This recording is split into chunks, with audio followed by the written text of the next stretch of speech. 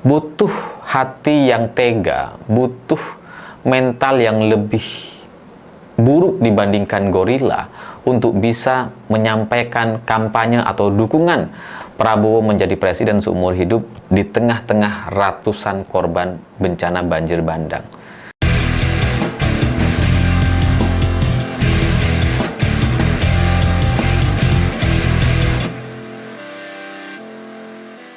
Selamat malam semuanya. Hari ini sebagai warga negara Indonesia, untuk pertama kalinya saya terus terang merasa sangat kebingungan atas sikap atau pernyataan atau gaya komunikasi pemerintah dalam menangani masalah banjir di Sumatera dan Aceh. Karena ya kita pernah hidup di eranya Pak SBY, eranya Pak Jokowi, dan juga pernah terjadi bencana-bencana alam di era keduanya. Tapi di era Presiden Prabowo hari ini, rasanya ini yang paling buruk dalam penanganan dan pola komunikasi atau merespon apa yang sedang terjadi di masyarakat. Karena apapun atau siapapun pejabatnya yang melakukan satu klarifikasi atau pernyataan terkait banjir bandang di Aceh dan Sumatera, itu kayak salah semua gitu. Seperti kepala BNPB tiba-tiba dia bilang bahwa ya situasi di lapangan itu tidak semencekam di media sosial katanya. Saya nggak ngerti gitu. Kenapa dia bicara seperti itu? Apa pentingnya? Sampai kemudian dia bicara seperti itu. 600 orang meninggal dunia, 450 orang sampai sekarang masih belum ditemukan. Dan dia bilang tidak semencekam di media sosial. Saya nggak ngerti gitu. Ya meskipun dia minta maaf, itu juga membingungkan gitu. Harusnya kan otaknya dipakai gitu ya sebelum dia menyampaikan pernyataan. Ada juga menteri yang tiba-tiba angkat beras. Saya nggak ngerti apa yang ada dalam kepala pejabat kita ketika melihat ada bencana dan ratusan orang meninggal dunia. Sampai sempat-sempatnya bikin konten angkat beras gitu. Kayak mau merasa paling heroik, paling pahlawan sendiri. Dan yang paling parah, hari ini Bupati Aceh Tenggara, Muhammad Salim Fakhri, di tengah-tengah korban bencana banjir, di tengah ratusan orang yang kehilangan keluarganya, kehilangan harta bendanya, kehilangan rumahnya, kehilangan lingkungan dan kehidupannya, bisa-bisanya Bupati ini tiba-tiba bilang mendukung Presiden Prabowo sebagai presiden seumur hidup. Kayaknya ini yang paling jauh gitu. Kayaknya ini yang paling tolol. Untuk lebih jelasnya silakan simak dulu video berikut ini. Ayo tepuk tangan untuk Bapak Presiden. Kalau kita cinta kepada Bapak Presiden, angkat tanganmu semua. Dadakan semua. Tidak ada presiden seperti beliau. Menyapa rakyat, menyapa masyarakat. Insya Allah tadi ada video yang dibuat Pak Presiden. Kalau bisa Bapak Prabowo menjadi presiden seumur hidup. Nah, kita tuh nggak habis pikir gitu. Kenapa sampai ada pemikiran yang seperti itu? Karena ketika kita bertemu dengan presiden, gitu ya, ketika ada bencana banjir, ada korban yang kemudian harus mengungsi, kehilangan rumahnya, kehilangan keluarganya, semestinya yang dipikirkan, yang disampaikan adalah kepentingan para rakyat ini. Seharusnya gitu ya. Tapi dia malah kampanye gitu. Ya kita akui ini adalah sebuah skill yang sangat luar biasa gitu ya. Dan mungkin kita tidak akan mampu untuk melakukan hal yang sama karena di tengah orang yang sedang berduka, ratusan orang yang menjadi korban banjir, bisa-bisanya dia kampanye gitu. Itu butuh skill gorila gitu. Kalau manusia biasa nggak bisa gitu ya. Ya karena ketika ratusan orang meninggal dunia dan mereka kehilangan keluarga, ratusan orang sampai sekarang juga masih belum ditemukan. Tapi yang dipikirkan para pejabat atau setidaknya Bupati Aceh Tenggara ini adalah presiden seumur hidup. Itu kan luar biasa gitu. Jadi orang yang meninggal dunia, ratusan orang, rumah-rumah, mobil, lingkungan, kehidupan, sekolah dan sebagainya itu itu nggak penting semua itu.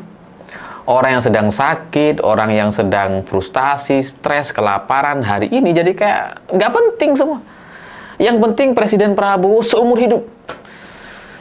Itu yang dia sampaikan gitu. Ya kalaupun ada pemikiran yang seperti itu, kan bisa nanti gitu.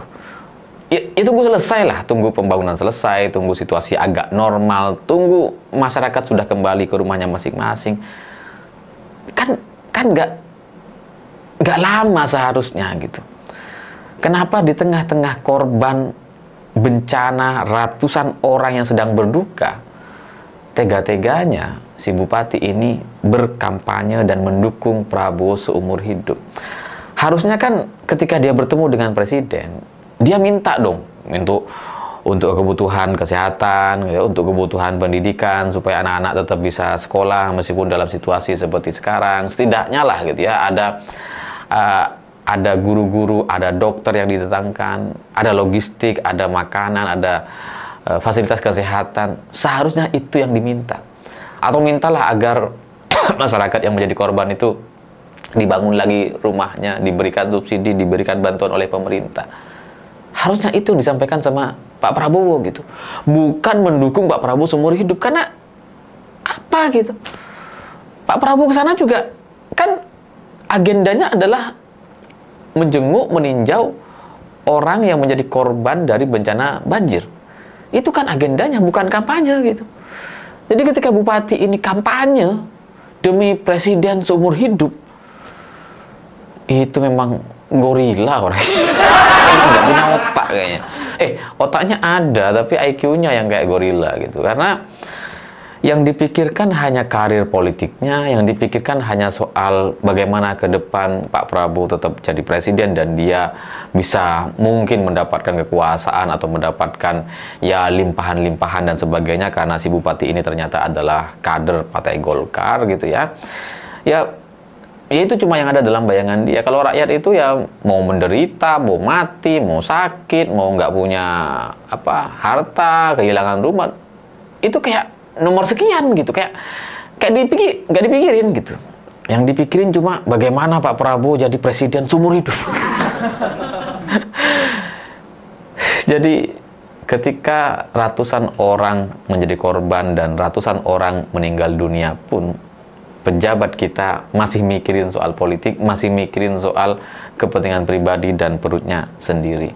Ya meskipun secara komunikasi atau secara strategi politik ini harus saya akui ini luar biasa sekali, dan saya sebagai orang yang sering mengikuti politisi-politisi di Indonesia rasanya perlu belajar kepada si Bupati Aceh Tenggara ini atau politisi Partai Golkar ini gitu. Karena ya politisi memang harus begini dalam situasi apapun, sedarurat apapun, dalam bencana sekalipun mereka harus memikirkan soal kepentingan pribadinya, soal kekuasaannya ke depan gitu.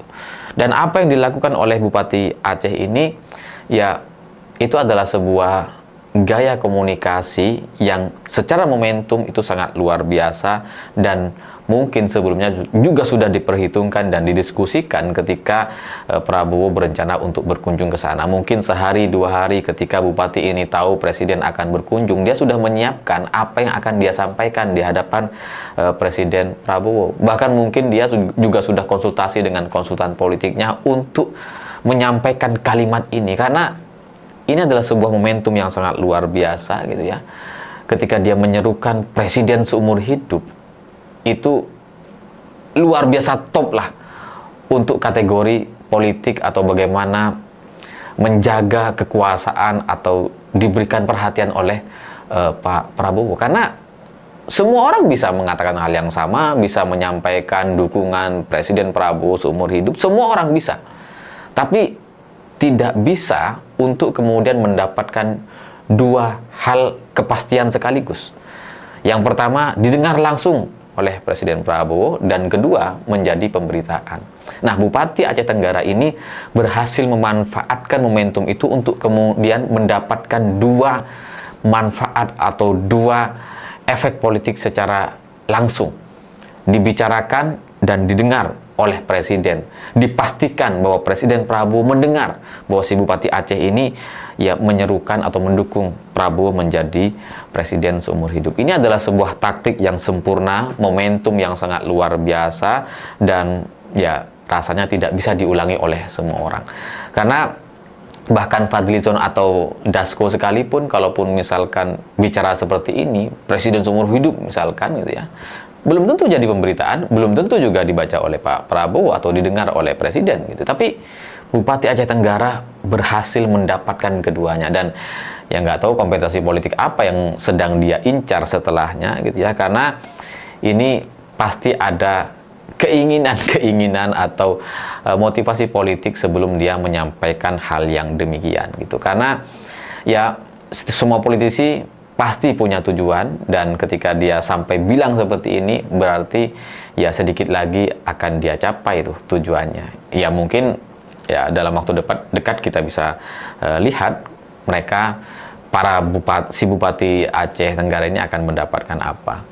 Tapi tetap saja secara etika, secara nilai dan sisi kemanusiaan itu sangat tidak bisa dimaafkan, tidak bisa diterima sama sekali. Meskipun secara politik mungkin itu sangat luar biasa akan berdampak positif kepada si Bupati Aceh Tenggara, karena di benak kepala Presiden Prabowo hari ini, dia akan selalu ingat di tahun-tahun mendatang nama Bupati Aceh Tenggara yang menyampaikan dan mendukung Presiden Prabowo seumur hidup. Tapi pada akhirnya, di tengah ratusan korban banjir bandang dan ratusan orang meninggal dunia, dan pejabat masih bisa menyuarakan Presiden Prabowo seumur hidup, seperti yang disampaikan oleh Bupati Aceh Tenggara ini, itu ya menunjukkan bahwa memang di negara ini udah nggak ada harapan gitu.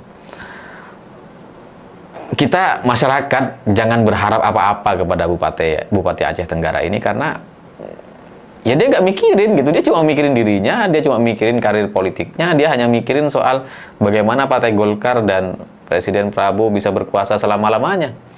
Kalau rakyat sih ya urusan nanti gitu. Jadi butuh hati yang tega, butuh mental yang lebih buruk dibandingkan gorila untuk bisa menyampaikan kampanye atau dukungan Prabowo menjadi presiden seumur hidup di tengah-tengah ratusan korban bencana banjir bandang.